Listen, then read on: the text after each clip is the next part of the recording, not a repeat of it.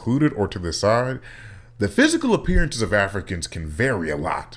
That's what a lot of people do not talk about. Like, because my brother here commented and said, yeah, when you come to Africa, a lot of us don't focus on skin tone as much rather than focusing on our ethnic group. I think a lot of the times that can be based on the fact that, bro, even with skin tone or skin tone to the side, bro, first off, for those who do not know, there is, God knows, maybe 1,000 different ethnic groups and tribes in Africa. It is a whole ass continent, and there's God knows how many different groups. And I'm bringing this up because they all, whether you include skin tone or not, look so distinguishable from each other. I swear to you. The very first time you meet a man from the Nuba tribe of Sudan, you will be able to see it. People from Kenya look totally different than people from Nigeria. And even some would argue that even when you go inside Nigeria, you could argue that Igbos look different from Yoruba. Even though for me, I have a hard time telling the difference.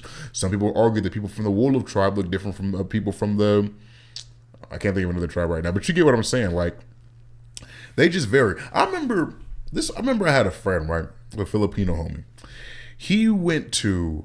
I want to say he went to the Ivory Coast or somewhere. He went to some country in Africa where a lot of trade takes place between like a lot of the neighboring countries. And he said, when I went there, he said that was when I really believed that life started in Africa. Regardless of what the Bible says, regardless of what the Quran says or science says, I believe life started in Africa. And I was like, why? He's like, bro, because I swear to you, when I was there, every single facial structure of every race you could think of, I saw in people out there, but they just were black.